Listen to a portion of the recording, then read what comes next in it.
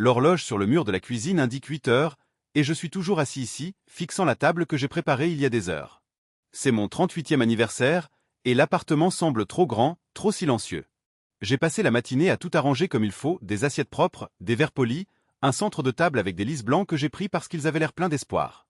La bouteille de whisky, mon préféré, est posée ouverte au milieu, sa lueur ambrée captant la lumière du lustre. Je pensais que quelqu'un viendrait. Mes parents peut-être, ou un cousin, ou au moins Selena. Mais la sonnette n'a pas sonné, et le silence commence à ressembler à un invité que je n'ai pas invité. Je me suis penché en arrière dans ma chaise, le cuir craquant sous moi, et j'ai essayé de chasser le poids dans ma poitrine. Je ne suis pas du genre à me faire des fêtes de pitié, mais celle-ci est difficile à ignorer. Je suis ingénieur logiciel, bon pour résoudre des problèmes, décomposer les choses en étapes logiques, mais je ne peux pas déboguer ça. Personne n'est venu. Personne n'a même appelé. Je regarde à nouveau mon téléphone, rien. Pas de message, pas d'appel manqué, juste un écran vide qui me fixe comme s'il était déçu aussi. Je pense à appeler Selena. Elle a été distante ces derniers temps, toujours pressée d'aller à des réunions ou de partir en week-end, mais elle n'oublierait pas aujourd'hui. N'est-ce pas? Mon pouce plane au-dessus de son nom, et j'appuie sur le bouton avant de pouvoir trop réfléchir. La ligne sonne une fois, 2 fois, puis sa voix passe, vive et claire, comme si elle était en train de rire. Julian? Oh, attends. Je suis en Europe avec ton frère. L'Europe. Avec Brox. Les mots me frappent comme un coup que je n'avais pas vu venir. Je serre le téléphone plus fort, mes articulations blanchissant, et j'essaie de comprendre ce qu'elle dit. Elle rit, comme si ce n'était pas grave, comme si elle ne m'avait pas laissé ici, seul, pour mon anniversaire. Avant que je puisse répondre, une autre voix intervient. Brox, suffisant et lisse comme jamais. Pourquoi s'embêter, mec? Elle va te divorcer de toute façon bientôt. Ces mots flottent là, lourds, comme s'ils attendaient d'être prononcés depuis des mois. Je ne dis rien en retour. Je ne peux pas. Ma gorge se serre, et la pièce semble se rétrécir autour de moi. Divorce. Est-ce que c'est ça? Est-ce pour ça qu'elle s'éloigne? Pourquoi elle est toujours avec lui au lieu d'être ici? Je raccroche sans un mot. Ma main tremble en posant le téléphone. L'appartement est plus silencieux maintenant, si c'est même possible, et j'ai l'impression de m'enfoncer dans le sol. Je reste là pendant longtemps, fixant la bouteille de whisky, essayant de comprendre ce qui vient de se passer. Mon frère, celui qui est toujours sous les projecteurs, celui qui a plus d'argent que de bon sens, est à l'autre bout du monde avec ma femme. Et moi, je suis ici, entouré d'assiettes que personne n'utilisera. Je pense à appeler mes parents, mais je sais qu'ils sont probablement à une gala ou en voyage de golf, trop occupés pour prendre des nouvelles. Ils ont toujours été comme ça. Brox est la star, et je ne suis que le gars qui s'y connaît en informatique. Je me frotte les yeux, fatigué de me sentir comme ça, fatigué d'attendre des gens qui ne viennent pas. J'entends un léger coup à la porte. Mon cœur fait un bond, juste un instant, pensant peut-être que Selena a changé d'avis, peut-être que quelqu'un s'est souvenu. Je traverse la pièce, mes chaussettes silencieuses sur le parquet, et j'ouvre la porte. C'est Myriam, mon ancienne mentor de l'université, qui se tient là avec un bouquet de marguerites et un sourire chaleureux qui ressemble à une bouée de sauvetage. « Joyeux anniversaire, Julian !» dit-elle, sa voix stable, comme si elle avait planifié cela toute la journée. Je me décale, la laissant entrer, et quelque chose en moi change. Elle est là. Elle a choisi d'être ici. Nous nous asseyons à la table, et elle me parle de son nouvel appartement, de sa retraite, de la façon dont elle apprend à cuisiner. Je nous sers un verre de whisky, et la brûlure est agréable, ancrante. Nous parlons, et pour la première fois de la nuit, je ne pense pas à ceux qui ne sont pas là. Je suis juste là, avec elle, et c'est suffisant. Plus tard, alors qu'elle rit d'une histoire sur son chat, je prends mon téléphone, non pas pour appeler quelqu'un, ni pour vérifier des messages, mais pour prendre une photo. C'est moi et Myriam, souriant, la bouteille de whisky entre nous, les lys en arrière-plan. Je n'y pense pas trop. Je l'envoie juste à Selena. Pas de légende, pas d'explication, juste la photo. Puis j'éteins mon téléphone et le pose face contre la table. Je n'ai pas besoin d'entendre sa réponse, pas ce soir. Je regarde Myriam, qui découpe une tarte au citron qu'elle a apportée, et je ressens quelque chose que je n'ai pas ressenti depuis longtemps. La paix. Le silence n'est plus lourd. C'est juste calme, comme une page blanche attendant quelque chose de nouveau. Je prends une gorgée de whisky et laisse la chaleur se répandre en moi. Ce n'est pas comme ça que je pensais que mon anniversaire se passerait, mais peut-être que c'est mieux. Peut-être que c'est le début de quelque chose dont je ne savais pas que j'avais besoin. Je me penche en avant, écoutant Myriam raconter une autre histoire, et pour l'instant, c'est tout ce que je veux. Juste ce moment, cette table, ce verre. Le reste peut attendre. Il est difficile de déterminer exactement quand Selena a commencé à s'éloigner de moi, mais en y repensant, je pense que c'était autour du moment où nous nous sommes mariés. Je suis assis dans mon bureau maintenant, des mois avant cet anniversaire vide, fixant une photo de nous le jour de notre mariage. Elle est radieuse dans sa robe blanche, son sourire large et éclatant, et je suis à ses côtés un peu raide dans mon costume, mais heureux, vraiment heureux. Je pensais qu'elle était tout ce que je pouvais désirer. Elle était élégante, le genre de femme qui pouvait entrer dans une pièce et faire tourner toutes les têtes.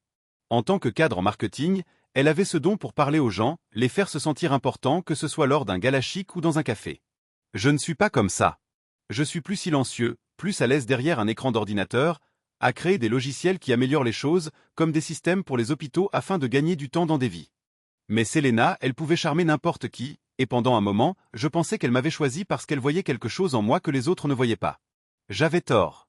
Je pose la photo sur mon bureau, me frottant les tempes, essayant de comprendre comment nous en sommes arrivés là. Après le mariage, les choses ont changé, lentement au début, puis tout d'un coup.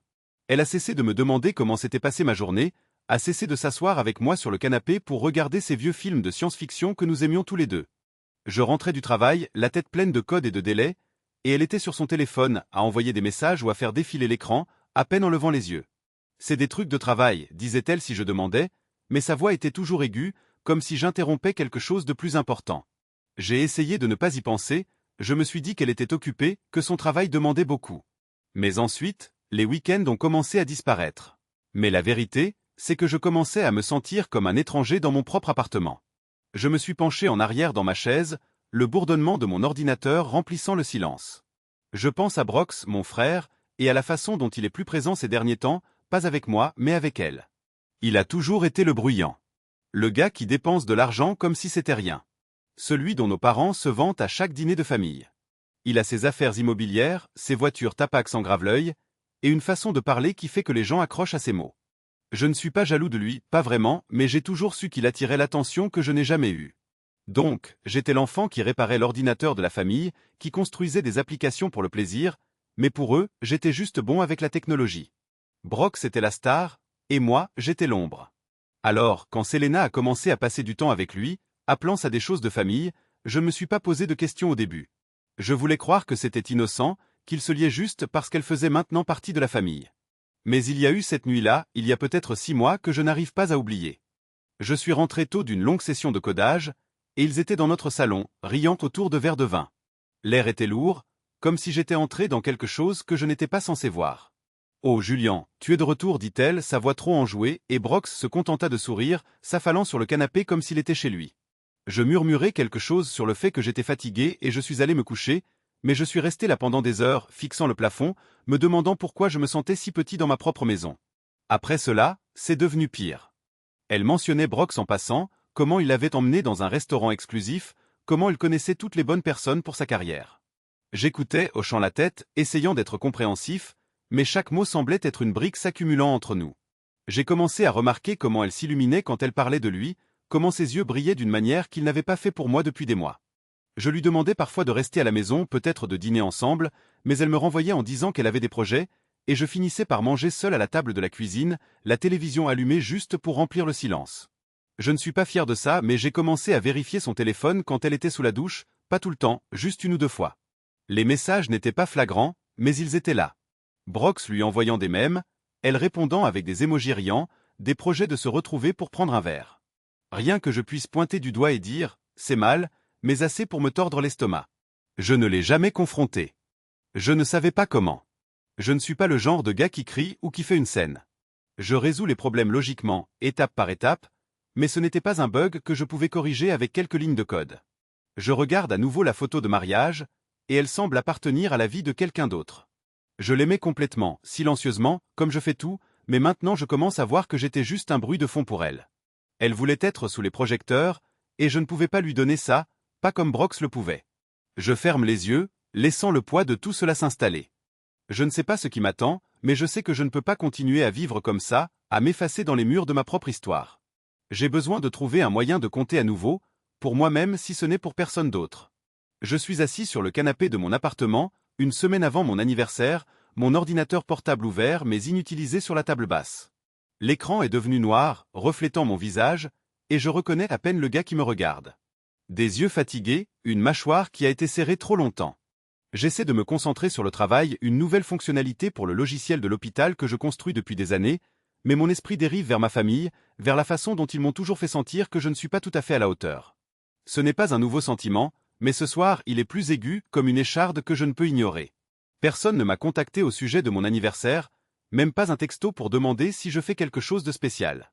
Je continue à vérifier mon téléphone, espérant un message de ma mère, peut-être, ou de mon père, mais l'écran reste vide. C'est ridicule de se soucier autant, je le sais. J'ai 38 ans, je ne suis pas un enfant qui attend une fête, mais le silence semble personnel, comme s'ils avaient tous décidé que je ne valais pas l'effort. Je me penche en arrière, me frottant les mains sur le visage, et laisse mes pensées vagabonder vers le passé, vers toutes les années que j'ai passées à essayer de m'intégrer dans une famille qui ne m'a jamais vraiment vu. En grandissant, tout tournait toujours autour de Brox. C'était le bruyant, le charmeur, le gamin qui savait se sortir des ennuis et recevait une tape dans le dos pour ça. J'étais le silencieux, celui qui préférait démonter un ordinateur plutôt que de lancer un ballon de football. Mes parents ne savaient pas quoi faire de moi. Il est juste doué avec les ordinateurs, dirait ma mère, comme si c'était un passe-temps dont je finirais par me lasser, pas une compétence qui pourrait changer des vies. Ça ne me dérangeait pas trop à l'époque. J'aimais mon monde de circuits et de codes, où les choses avaient du sens si on y travaillait assez longtemps. Mais ça faisait mal quand il sautait mes foires scientifiques pour encourager les matchs de soccer de Brox, ou quand il se vantait de sa dernière idée d'entreprise pendant que j'étais dans la pièce à côté, en train de construire un logiciel qui faisait fonctionner les urgences sans accroc. Je n'ai jamais rien dit. Je continuais simplement à travailler, à prouver ma valeur à ma manière, pensant qu'un jour ils remarqueraient. Ils ne l'ont pas fait. Je pense au dernier dîner de famille auquel j'ai assisté, peut-être il y a un an. C'était dans un restaurant chic que Brox avait choisi, avec des murs en verre et du vin hors de prix. Mes parents étaient là, rayonnant en l'écoutant parler de son nouveau projet de condo, lançant des chiffres comme s'ils étaient des confettis. J'étais assis en face d'eux, grattant mon assiette, attendant une occasion de mentionner le prix que mon équipe avait remporté pour le projet de l'hôpital. Cela n'est jamais arrivé. Chaque fois que j'ouvrais la bouche, Brox intervenait avec une autre histoire, et mes parents riaient ou hochaient la tête, suspendus à ses moindres mots. Selena était là aussi, assise à côté de moi mais pas vraiment avec moi, ses yeux rivés sur lui, son rire un peu trop fort. Je me souviens d'avoir eu l'impression de regarder une pièce de théâtre dans laquelle je n'avais pas été casté. À la fin de la soirée, je n'avais à peine prononcé 10 mots, et personne ne l'a remarqué. J'ai cessé d'aller à ces dîners après ça. Je me suis dit que c'était parce que j'étais occupé, mais la vérité, c'est que j'en avais assez d'être invisible. Je me lève maintenant, faisant les 100 pas dans le salon, mes chaussettes frottant contre le tapis. L'appartement semble trop grand ce soir, comme s'il m'avalait tout entier. Je pense à appeler ma mère, juste pour voir si elle se souvient de mes anniversaires à venir, mais je n'arrive pas à me résoudre à le faire. Et si elle ne s'en souvenait pas? Et si elle balayait ça d'un revers de main avec une excuse sur à quel point ils sont occupés? J'ai passé tellement de temps à essayer de ne pas m'en soucier, à essayer d'être le gars qui n'a pas besoin de leur approbation, mais ça ne fonctionne plus. Rien en moi ne semble fissuré, comme un morceau de verre qui tient encore, mais pas pour longtemps. Je me suis arrêté devant la fenêtre, regardant les lumières de la ville clignoter dans l'obscurité. Je me demande ce que ce serait d'avoir une famille qui se présente, pas seulement pour les grands moments, mais aussi pour les petits comme un anniversaire ou un mardi ordinaire quand on a juste besoin de quelqu'un pour écouter. Je n'ai jamais eu ça. Même quand j'étais enfant, je passais les vacances dans ma chambre à bricoler des gadgets, pendant que Brox et mes parents faisaient des projets sans moi. Je me disais que c'était bien que j'aimais être seul, mais maintenant je ne suis plus si sûr. Être seul n'est pas la même chose que se sentir seul, et je commence à ressentir la différence. Je pense à Selena et à la façon dont elle s'éloigne, passant plus de temps avec Brox qu'avec moi. Je me demande si elle fait aussi partie de tout ça, si elle a décidé que je ne valais pas la peine d'être présent non plus. Cette pensée me fait mal à la poitrine, mais je la refoule, pas encore prêt à l'affronter. Je retourne sur le canapé et prends à nouveau mon téléphone, faisant défiler mes contacts. Il n'y a personne que j'ai envie d'appeler. Personne en qui j'ai suffisamment confiance pour dire. J'ai mal, et je ne sais pas pourquoi ça me touche si fort. Mon pouce plane au-dessus du nom de Myriam, mon ancienne mentor de l'université, mais je ne l'appuie pas. Je ne lui ai pas parlé depuis des années, et que pourrais-je même dire? Que ma famille m'a oublié? Que j'ai peur que ma femme me quitte pour mon frère?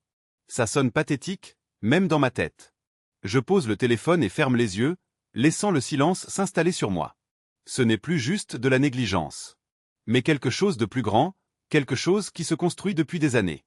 C'est un abandon tout simplement, et je ne sais pas comment le réparer. Tout ce que je sais, c'est que je ne peux pas continuer à attendre qu'il change, qu'il me voie. J'ai besoin de faire quelque chose, n'importe quoi, pour arrêter de me sentir comme ça. J'ouvre les yeux et regarde à nouveau l'ordinateur portable. Peut-être que le travail n'est pas la réponse ce soir, mais c'est quelque chose dans lequel je suis bon, quelque chose que je contrôle. Je m'assois, réveille l'écran et commence à taper, me perdant dans le rythme familier du code. Ce n'est pas grand-chose, mais c'est un début, mais attends, je me rappelle que je suis encore là, même si personne d'autre ne le pense. Je suis assis à mon bureau 2 semaines avant mon anniversaire, la lueur de l'écran de mon ordinateur étant la seule lumière dans la pièce. L'appartement est calme, comme il a été la plupart des nuits récemment, et je fais défiler des emails, essayant de me concentrer sur le travail mais ressentant cette douleur familière dans ma poitrine. Solène est encore sortie, un événement professionnel, a-t-elle dit, mais je ne demande plus. Je sais qu'elle ne me dira pas la vérité, et je suis trop fatigué pour la poursuivre. Mon anniversaire approche, et je n'arrête pas de penser à combien personne ne l'a mentionné, ni elle, ni mes parents, ni même un collègue. Je ne veux pas d'une grande fête ou quoi que ce soit, mais l'idée qu'une autre année passe sans que personne ne le remarque me fait plus mal que je ne veux l'admettre. Je me penche en arrière dans ma chaise, passant mes mains dans mes cheveux, et je fixe le plafond. Je dois faire quelque chose de différent cette fois, quelque chose qui semble important. C'est alors que je pense à Myriam, mon ancienne mentor de l'université. Elle était la seule personne qui me voyait toujours, pas seulement comme un codeur, mais comme quelqu'un avec des idées, quelqu'un qui mérite d'être écouté. Je ne lui ai pas parlé depuis des années, pas depuis qu'elle a déménagé après ma graduation, mais j'ai entendu dire qu'elle est de retour en ville, maintenant à la retraite. Mes doigts flottent au-dessus de mon téléphone, et avant que je ne puisse me convaincre de ne pas le faire, je trouve son numéro et j'appelle. Elle décroche au deuxième son, sa voix chaleureuse et familière, comme si le temps n'avait pas passé. « Julien, quelle surprise !» Elle dit, et rien qu'en l'entendant prononcer mon nom, je me sens plus stable. Nous parlons un peu de son nouvel endroit, de mon travail, puis je le lâche.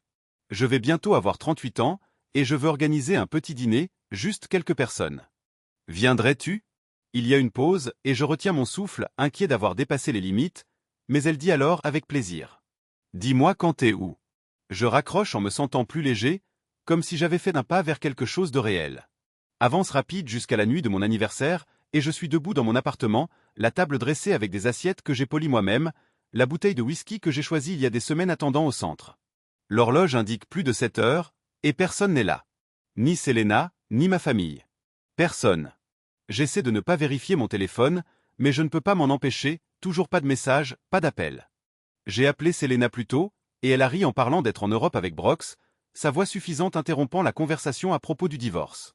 J'ai raccroché, envoyé une photo avec Myriam plus tard, et éteint mon téléphone. C'est fait maintenant. J'essaie de chasser la douleur quand la sonnette retentit, douce mais claire.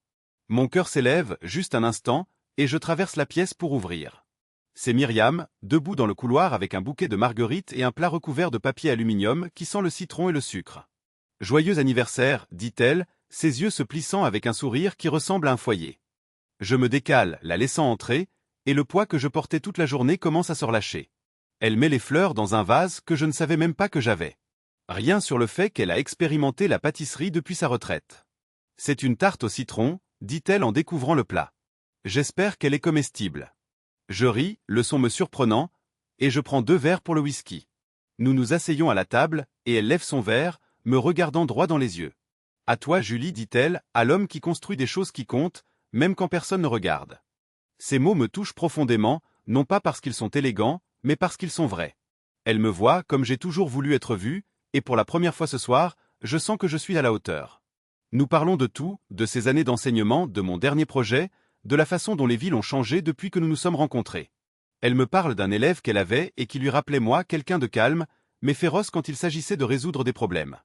Je lui parle du logiciel hospitalier, de la façon dont il a sauvé des vies de manière que je n'avais jamais imaginée. Ce n'est pas de la vantardise. C'est juste facile avec elle, comme si je n'avais rien à prouver. Le whisky brûle en douceur, et la tarte est meilleure que ce qu'elle s'était donné crédit. Acide et sucré à la fois. Les heures passent, et je ne remarque même pas. Je ne pense pas à Selena, à Brox ou à mes parents.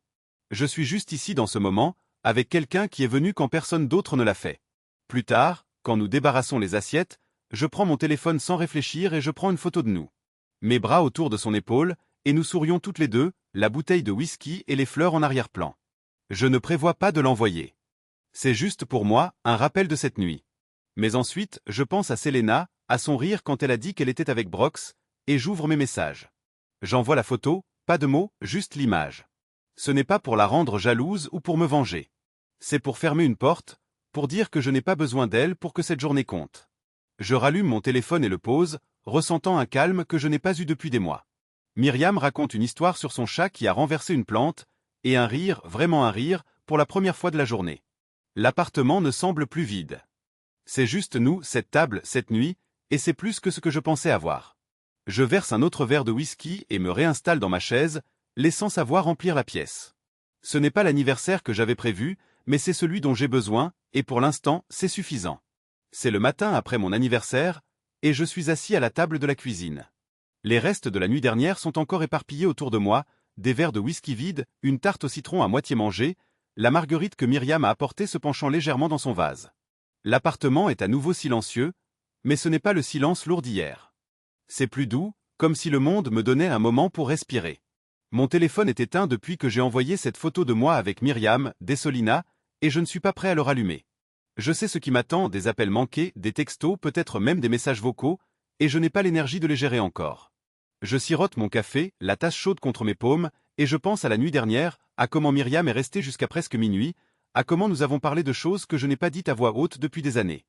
Ce n'était pas juste des retrouvailles, c'était comme si elle me rappelait qui je suis, le gars qui rêvait grand avant de se laisser emporter par le besoin de plaire à tout le monde. Je pense encore à son toast, à construire des choses qui comptent quand mon téléphone vibre sur le comptoir. J'ai oublié que je l'avais allumé un instant pour vérifier mes emails professionnels. Je le prends, et l'écran s'allume avec des notifications, 10 appels manqués de Solina, puis 20, maintenant 30, un autre arrive. Je laisse aller à la messagerie vocale, mon pouce survolant l'écran alors que des textos apparaissent un après l'autre. Qui est-elle? Lis le premier, puis réponds-moi, puis Julien, ce n'est pas drôle. Je fixe les mots, et un sourire défiant se dessine sur mes lèvres, non pas parce que je suis heureux, mais parce que c'est tellement prévisible. Elle n'est pas contrariée de ne pas être ici, pas désolée de m'avoir laissé seul pour mon anniversaire. Elle est juste en colère à propos de la photo, à propos de l'idée que je ne sois peut-être pas assis ici à l'attendre. Je pose le téléphone, écran vers le haut, et regarde vibrer à nouveau. Un autre appel, un autre texto, mais je ne le prends pas. Au lieu de cela, je pense à Myriam, à la façon dont elle est venue quand personne d'autre ne l'a fait, à la façon dont elle n'avait pas besoin que je sois autre chose que moi-même. Nous avons parlé de rêves hier soir, de ceux que j'avais avant de me marier, avant de commencer à mesurer ma vie selon les attentes des autres. Je lui ai dit comment je voulais construire quelque chose de plus grand que des logiciels, quelque chose qui pourrait changer la façon dont les gens se connectent, comment ils guérissent. Elle a écouté, vraiment écouté, et a dit « Tu fais déjà ça, Julien. Tu as juste cessé d'y croire. » Ces mots sont restés avec moi, comme une clé tournant dans une serrure que je ne savais pas qu'elle était là. Je me lève et marche vers la fenêtre, regardant la ville se réveiller. Des voitures rampent dans les rues, des lumières s'éteignent dans les bâtiments en face du mien. J'ai survécu ici, je n'ai pas vécu. J'ai fait les gestes, travaillé de longues heures, rentré chez moi dans un appartement vide, espérant que Selena me remarquerait, espérant que ma famille se souviendrait que j'existe. Mais hier soir, assis en face de Myriam, j'ai réalisé que je ne voulais pas continuer à faire ça. Je ne veux pas être le gars qui attend des gens qui se moquent de savoir si je respire. Mon téléphone vibre à nouveau, et je jette un coup d'œil, une autre messagerie vocale, probablement Selena qui crie ou pleure ou les deux. Je n'écoute pas. Je l'éteins complètement cette fois, le fourrant dans un tiroir comme si je verrouillais une distraction.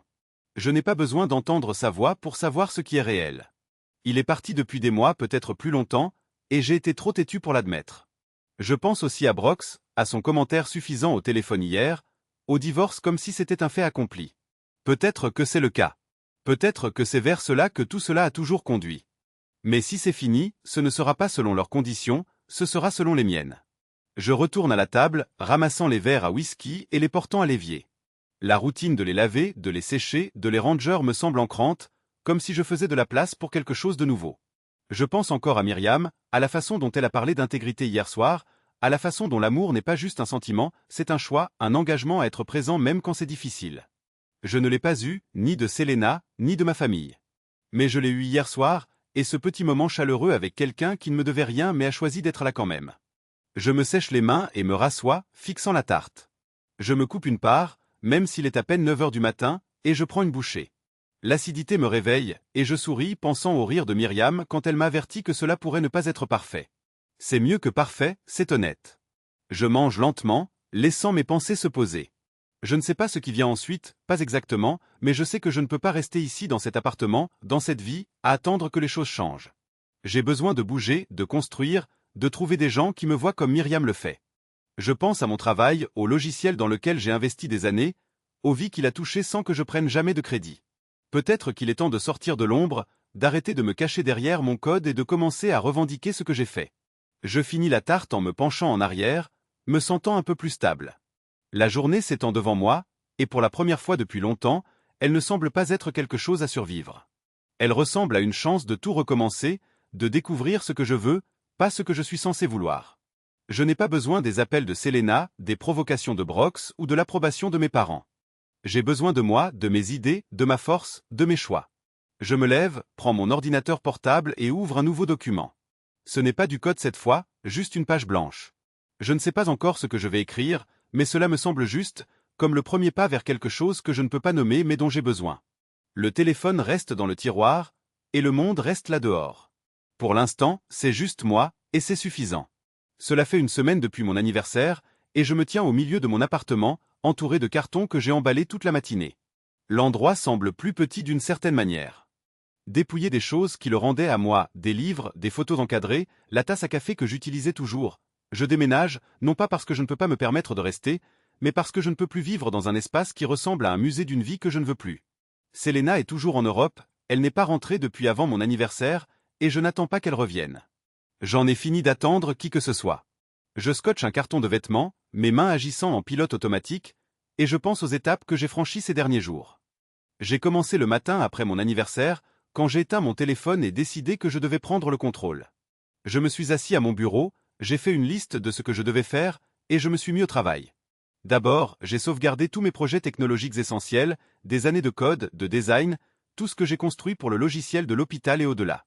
Tout est maintenant en sécurité, stocké sur un disque sécurisé que je garde dans une boîte verrouillée. Je ne sais pas pourquoi cela semblait si urgent, mais quelque chose me disait de protéger ce qui m'appartient. Ensuite, je suis allé en ligne et j'ai trouvé une boîte postale à mon nom, quelque part que personne d'autre ne connaît. J'ai mis en place un transfert de courrier, donc tout ce qui est important, les factures, les affaires de travail, va là-bas au lieu de venir ici. C'est une petite chose, mais on dirait que c'est une rupture nette, comme si je coupais les liens avec cette adresse, cette vie. Le plus grand pas a été fait hier, lorsque j'ai signé un bail pour un nouvel endroit dans une autre ville. C'est un loft, vieux et un peu brut, avec des murs en briques apparentes et une vue sur une rivière qui scintille le matin. Je l'ai trouvé en ligne, j'ai appelé le propriétaire et je suis allé le voir le même jour. En me tenant dans cet espace vide, je pouvais respirer plus facilement, comme si l'air y était pur. Ce n'est pas chic, pas comme l'appartement élégant que je laisse derrière moi, mais c'est le mien. Pas de souvenir de Selena, pas d'écho de Brox ou de mes parents. Juste une page blanche. Je prends une autre boîte dans la pile dans le coin et commence à emballer mes livres, les enveloppant soigneusement dans du papier bulle. Chacun d'eux me semble être une partie de moi, des romans de science-fiction que j'ai lus à l'université. Des manuels techniques que j'ai étudiés pour m'améliorer dans mon travail, une collection de poèmes que Myriam m'a offerte il y a des années. Je fais une pause, tenant ce dernier, et je souris en pensant à elle. Elle m'a envoyé un message hier, juste pour prendre des nouvelles, et je lui ai dit que je déménageais. Bien pour toi, a-t-elle répondu. Construis quelque chose de nouveau. C'est ce que j'essaie de faire, même si je ne suis pas encore sûr de à quoi cela ressemble. Mon téléphone est sur le comptoir, encore principalement éteint. Je ne l'allume que pour le travail ou pour appeler des personnes en qui j'ai confiance. Selena a cessé de l'inonder de messages, mais je sais qu'elle verra bientôt les papiers de divorce. C'est l'autre chose que j'ai faite cette semaine. J'ai appelé Ira Delgado, un ami de l'université qui est maintenant avocat. Nous nous sommes rencontrés pour un café il y a quelques jours, et je lui ai tout raconté.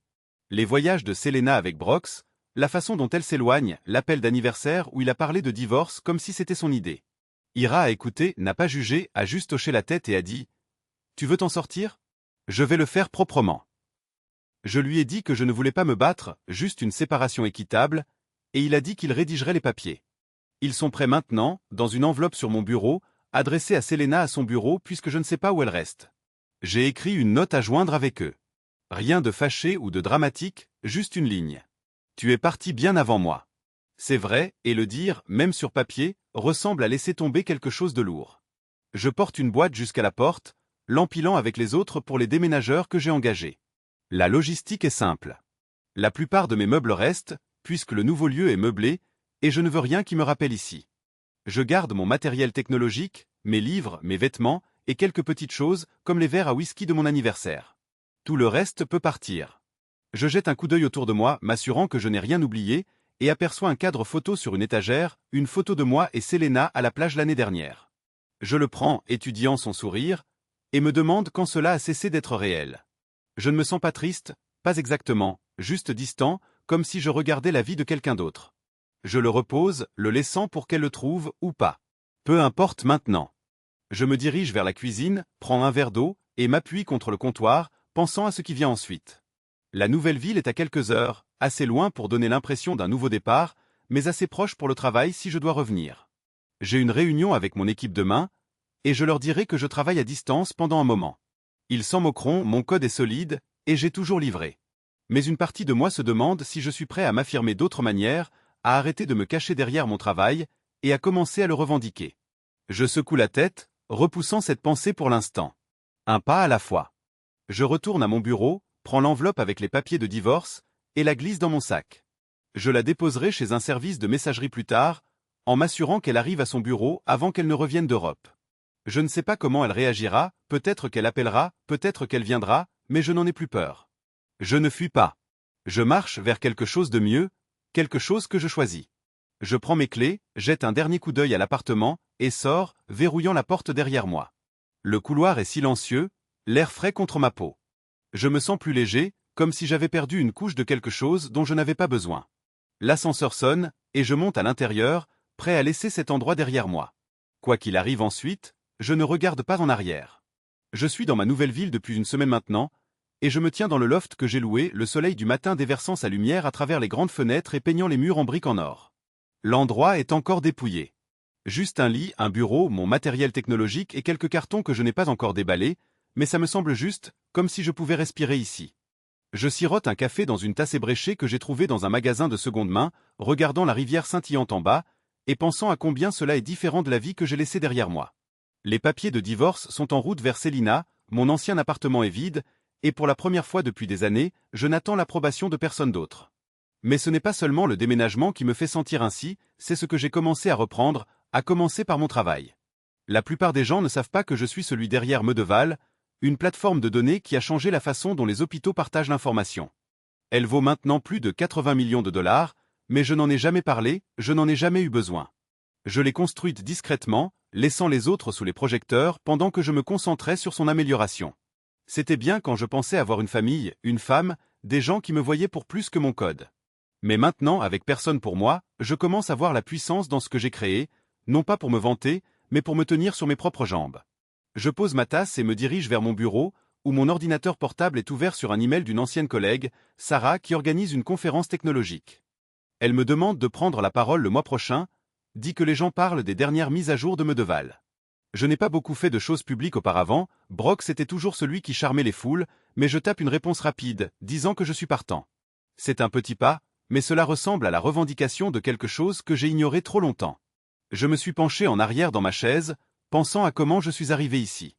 Il y a quelques jours, j'ai appelé quelques contacts de l'industrie, des personnes avec qui j'ai travaillé au fil des ans. Je n'ai pas dit grand-chose, juste pris des nouvelles, demandé comment se déroulait leur projet, mentionné que je reprenais la direction de Medeval. La nouvelle s'est répandue rapidement. Hier, j'ai reçu des messages d'investisseurs, de développeurs, même d'un journaliste qui voulait connaître l'histoire derrière l'architecte silencieux. Je n'ai pas répondu à la plupart d'entre eux. Je ne suis pas encore prêt pour ça, mais c'est étrange de voir comment les gens réagissent quand ils réalisent que c'est moi qui ai construit quelque chose sur lequel ils comptent. J'ai toujours pensé que rester silencieux suffisait, que le travail parlerait de lui-même. Peut-être que c'était le cas, mais maintenant je commence à penser que je dois aussi parler pour lui. Je me lève et parcours le loft, mes bottes résonnant sur le parquet. Un souvenir me titille, quelque chose d'il y a 1 an lorsque Brox a essayé de s'impliquer avec Medeval. Il l'a appelé une mine d'or, voulait pousser pour une vente rapide, prendre une part pour lui. Je l'ai repoussé, lui ai dit que ce n'était pas une question d'argent, mais de sauver des vies. Il a ri, a dit que j'étais naïf, que personne ne se souciait des trucs de nerfs, à moins que cela ne vienne avec un gros chèque. Je l'ai ignoré à l'époque, mais maintenant je me demande s'il attend une occasion de prendre ce que j'ai construit. Il a toujours voulu la gloire sans le travail acharné, et je l'ai laissé penser qu'il pouvait m'éclipser parce que je ne me souciais pas des projecteurs. Plus maintenant. Je me rassois et ouvre à nouveau mon ordinateur portable, tirant les fichiers internes de Medeval. J'ai été hors du rôle de PDG pendant un moment, laissant un conseil gérer les grandes décisions pendant que je me concentrais sur le codage. Mais hier, j'ai convoqué une réunion avec l'équipe, leur ai dit que je revenais. Personne n'a contesté. La plupart d'entre eux savent que je suis la raison pour laquelle la plateforme fonctionne aussi bien. Nous avons parlé de nouvelles fonctionnalités, de moyens de la rendre plus rapide, plus sécurisée, des choses que je dessine dans ma tête depuis des mois. C'était agréable, comme enfiler une veste qui tombe juste. Je ne le fais pas pour la gloire ou l'argent, même si je ne vais pas mentir, savoir que c'est à moi, savoir que j'ai construit quelque chose que personne ne peut me prendre, ressemble à une armure contre tout ce que j'ai perdu. Mon téléphone vibre sur le bureau, et je jette un coup d'œil. C'est Myriam, qui m'envoie un message pour demander comment je m'installe. Je souris en tapant une réponse rapide sur la vue et le café. Elle prend de mes nouvelles tous les 2 jours, sans insister, juste pour me faire savoir qu'elle est là. C'est étrange d'avoir quelqu'un qui se soucie de moi sans rien attendre en retour. Je lui dis que ça va, que je m'organise, et elle envoie un emoji pouce levé qui me fait rire. Je pose le téléphone et regarde à nouveau par la fenêtre. La ville se réveille, des gens marchent le long de la rivière, un chien court après une balle, la vie avance. Je pense aux gens qui avaient l'habitude de se moquer de moi, pas seulement Brox mais aussi des collègues, même certains amis qui pensaient que je n'étais qu'un codeur, rien de spécial. Ils me contactent maintenant, laissant des messages vocaux, envoyant des emails, agissant comme si nous avions toujours été proches. Je ne réponds pas à la plupart d'entre eux. Je n'ai pas besoin de leur validation, j'en avais besoin de ma famille, de Selena, mais ils ne me l'ont pas donné. Et j'en ai fini de demander. Ce dont j'ai besoin maintenant, c'est de continuer à construire, pas seulement des logiciels, mais une vie qui me semble mienne. Je ferme mon ordinateur portable et prends ma veste, décidant de faire une promenade. L'air dehors est frais, celui qui vous réveille, et je me dirige vers la rivière, les mains dans les poches. Je passe devant un café, une librairie, un gars qui joue de la guitare sur un banc, et je réalise à quel point j'aime être ici. Personne ne me connaît, pas en tant que celui qui a construit Medvolt, pas en tant que frère de Brox ou mari de Selena, juste moi. Je m'arrête près de l'eau, la regardant onduler sous le soleil, et je sens quelque chose se poser dans ma poitrine. C'est ma ville maintenant, mon travail, ma vie. J'ai passé trop de temps à laisser d'autres personnes écrire mon histoire, mais je reprends le stylo.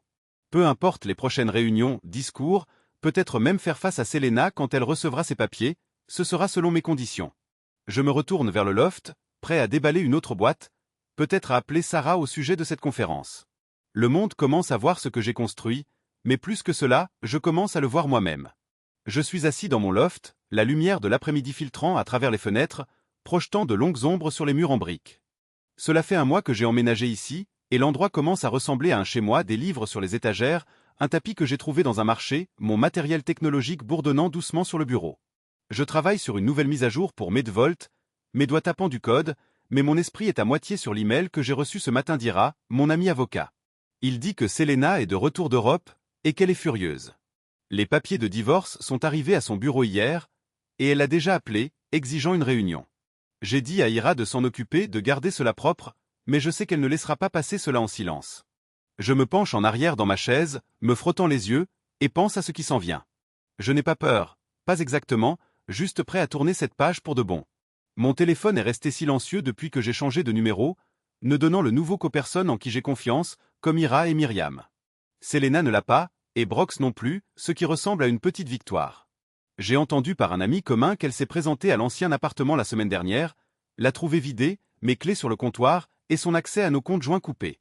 Je ne les ai pas gelés par dépit. J'ai simplement transféré mon argent dans une nouvelle banque, lui laissant ce qui était juste, et m'assurant qu'elle ne pouvait plus toucher à ce qui m'appartient. Ira dit qu'elle prétend que je l'ai abandonnée, qu'elle a droit à la moitié de tout, mais il est convaincu qu'elle n'ira pas loin. Je me lève, étirant mes bras, et marche jusqu'à la fenêtre, regardant le fleuve. Je pense au contrat prénuptial que nous avons signé avant le mariage, quelque chose qu'Ira a insisté pour que je fasse à l'époque où j'étais trop amoureux pour penser que j'en aurais besoin. Selena a ri de cela à l'époque, disant que ce n'était que des formalités, mais je suis content de l'avoir écoutée. C'est clair maintenant, elle ne s'attendait pas à ce que je parte, ne s'attendait pas à ce que j'aie du caractère. Je souris faiblement, secouant la tête. J'ai passé si longtemps à être celui qui se tait, le gars qui règle les choses sans faire de vagues qu'elle a oublié que je ne suis pas un paillasson. Je me dirige vers la cuisine, prenant un verre d'eau, et je pense aussi à Brox. Il a appelé le bureau d'Ira laissant des messages, pensant probablement qu'il peut s'imposer dans cette affaire. Je ne lui ai pas parlé depuis cet appel d'anniversaire où il m'a taquiné au sujet du divorce, et je ne prévois pas de le faire. Mais j'ai fait quelque chose la semaine dernière dont je ne suis pas entièrement fier, bien que cela ait semblé juste. J'ai fouillé dans de vieux fichiers de Metavolt, vérifiant les détails laissés de côté, et j'ai trouvé des emails de Brox à l'un de nos membres du conseil, poussant pour des accords en coulisses qui semblaient louches. Je n'ai pas hésité. Je les ai envoyés anonymement à un contact à la SEC. Je ne sais pas ce qui en sortira, mais s'il a joué de manière malhonnête, il en subira les conséquences sans que j'aie à dire un mot. Je pose le verre et retourne à mon bureau, ouvrant le dernier email d'Ira.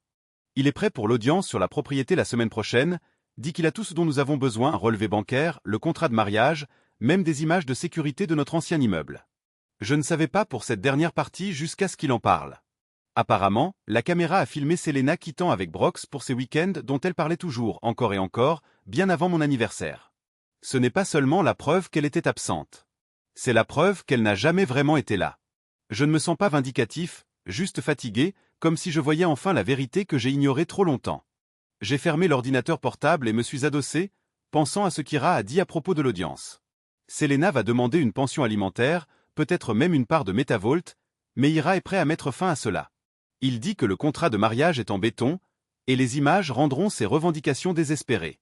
Je lui ai dit que je ne voulais pas prolonger cela. Je veux juste que ce soit fait. Mais elle s'en va avec rien d'autre que ses vêtements et sa fierté. Ça me va. Elle a fait ses choix, et je ne vais plus en payer le prix. Mon esprit dérive à nouveau vers Brox, vers les rumeurs que j'ai entendues par des amis de l'industrie. Ses affaires immobilières commencent à s'effondrer, et on dit que la SEC s'intéresse à lui.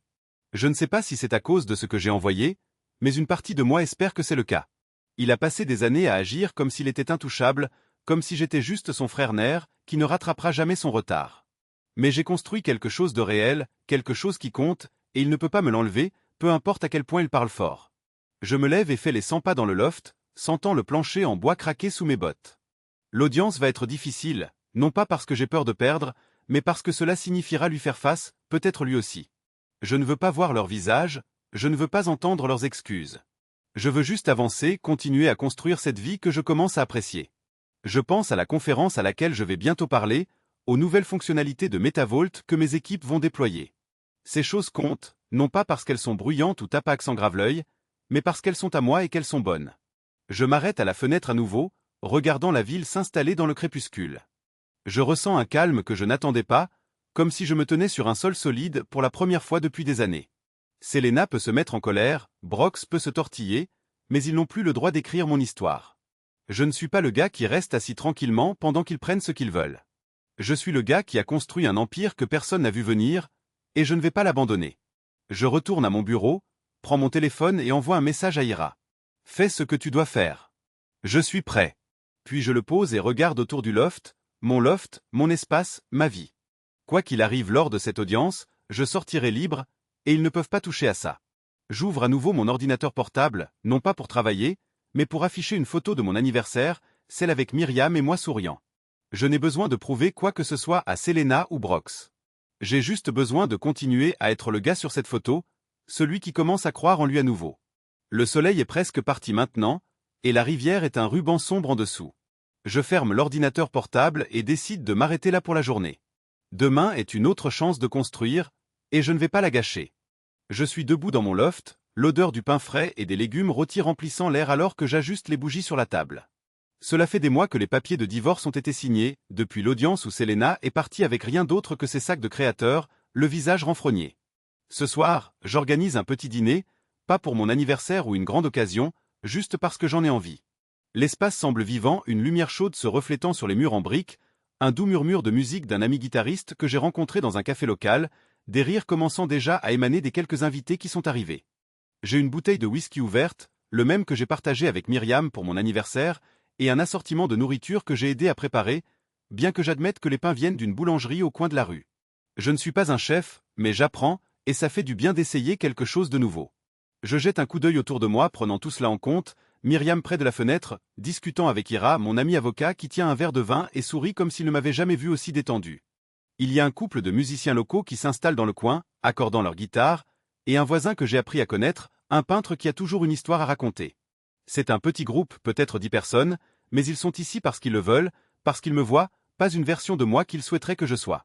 J'avais juste une assiette sur la table, ressentant une énergie nerveuse que je n'avais pas ressentie depuis un moment, pas des nerfs mauvais, juste ceux qui viennent quand on fait quelque chose qui compte. Je pense à l'année passée, comment elle a commencé avec cet anniversaire vide, personne ne se présentant sauf Myriam. J'étais tellement perdu à l'époque, assis dans un appartement qui ressemblait à une cage, attendant Selena, ma famille, que quelqu'un se soucie de moi. Je ne ressens plus cela. L'audience a été le tournant, quand Ira a présenté le contrat de mariage et les images de Selena quittant avec Brox, semaine après semaine.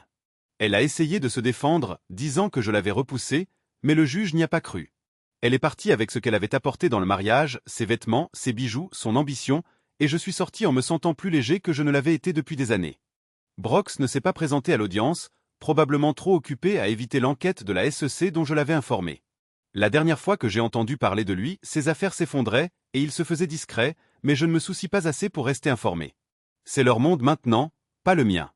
Je me sers un peu de whisky et en prends une gorgée, le goût brûlé, familier et réconfortant. Le guitariste commence à jouer une mélodie lente, et je croise le regard de Myriam de l'autre côté de la pièce. Elle sourit, lève son verre, et je hoche la tête en retour, reconnaissant envers elle. Elle a été une constante ces derniers mois, pas seulement un mentor mais une amie, quelqu'un qui me rappelle que c'est bien d'être silencieux, de construire les choses lentement, tant qu'elles sont réelles.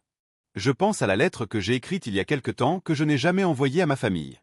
Je la sors parfois, je la lis à voix haute, mais ce soir je veux la partager, non pas parce que j'ai besoin de prouver quoi que ce soit, mais parce que le dire à voix haute ressemble à laisser aller le dernier morceau de cette vieille douleur. Je me racle la gorge, m'avançant au centre de la pièce, et le brouhaha se calme. Et tout le monde, dis-je, ma voix plus stable que je ne m'y attendais. Je veux juste dire merci d'être ici. Cette année a été beaucoup, et vous tous dans ma vie signifie plus que je ne peux le mettre en mots. J'ai écrit quelque chose il y a un moment, quelque chose que j'avais besoin de sortir, et j'aimerais le lire si cela vous va.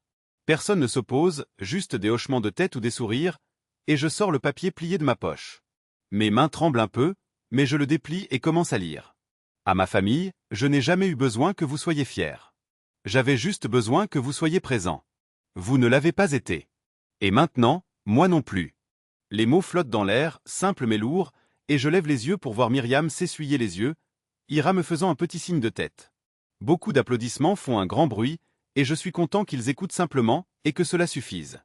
Je plie le papier et le glisse de nouveau dans ma poche, ayant l'impression d'avoir déposé quelque chose que j'ai porté trop longtemps. Quoi qu'il en soit, dis-je, rompant le silence. Mangens. Cela fait rire, et la pièce reprend vie, les gens prenant des assiettes, passant des plats, parlant les uns par-dessus les autres. Je m'assois à la table à côté de Myriam, et j'écoute le peintre raconter une histoire sur une fresque sur laquelle il travaille. La nourriture est bonne, mieux que je ne l'avais prévu, et le whisky coule à flot, mais c'est la chaleur dans la pièce qui me remplit. Je pense à Medewalt, comment j'ai pris la parole lors de cette conférence le mois dernier et j'ai ressenti pour la première fois que j'appartenais au projecteur. Les gens posaient des questions, voulaient mes pensées, et j'ai réalisé que j'avais quelque chose de valable à dire. Je ne suis pas Brox, je vais charmer et briller, mais je suis moi et cela commence à sembler suffisant. La nuit s'étire, et je ris de quelque chose qui radie à propos de sa dernière affaire quand j'aperçois mon reflet dans la fenêtre. Je ne ressemble pas au gars d'il y a un an, celui qui était assis seul en attendant un appel qui n'est jamais venu. Je ressemble à quelqu'un qui construit quelque chose, pas seulement du code, mais une vie avec des gens qui choisissent d'être ici. Les musiciens jouent une nouvelle chanson, quelque chose de joyeux, et quelques personnes commencent à danser, maladroitement, mais heureuses. Je reste à la table, regardant, et Myriam se penche, sa voix basse. « Tu as bien fait ce soir, Julien. » Je souris, ne sachant pas quoi dire, mais je sais qu'elle a raison. C'est bon, désordonné, réel, à moi. Je lève mon verre, et nous portons un toast au nouveau départ, aux nuits comme celle-ci, aux gens qui se présentent. La musique continue, les bougies brûlent lentement, et je me laisse emporter sans regret, sans regarder en arrière, juste ce moment, et la promesse de plus. Je me réveille au son des oiseaux dehors, chantant doucement, une routine matinale qui est devenue la mienne dans cette nouvelle ville. C'est mon 39e anniversaire, et je suis allongé dans mon lit, les draps frais contre ma peau, regardant la première lumière se glisser sur les murs en briques. Pas de chemin vers ma poitrine aujourd'hui. Pas de vérification anxieuse de mon téléphone pour des messages qui ne viendront pas. Je me sens serein, comme si j'avais enfin atterri quelque part où je me sens à ma place. Je me retourne, prends mon téléphone sur la table de nuit, et vois déjà quelques textos, Myriam me souhaitant un joyeux anniversaire. Nous plaisantions sur le fait de vieillir, quelques collègues disant qu'ils ont hâte de la prochaine mise à jour de Metavald. Je souris, tapant des réponses rapides, puis je me lève pour commencer la journée. Le loft sent le café avant même que j'atteigne la cuisine. À côté de la machine que j'ai installée hier soir. Je verse une tasse, la tasse chaude dans mes mains, et je m'appuie contre le comptoir, pensant à combien cet anniversaire est différent de l'année dernière. À l'époque, j'étais assis dans un appartement qui ressemblait à une tombe, attendant Selena, ma famille, n'importe qui pour se montrer. Personne n'est venu sauf Myriam, et cette nuit-là a tout changé. Maintenant, je suis ici, dans une vie que j'ai construite de toutes pièces, et c'est mieux que je ne l'aurais imaginé. Je prends mon café et me dirige vers la fenêtre, regardant la rivière scintiller sous le soleil du matin. Myriam a emménagé dans un cottage à quelques pâtés de maison il y a quelques mois, et nous avons trouvé un rythme, des dîners hebdomadaires, des promenades le long de la rivière, des conversations qui n'ont pas besoin d'être plus que ce qu'elles sont.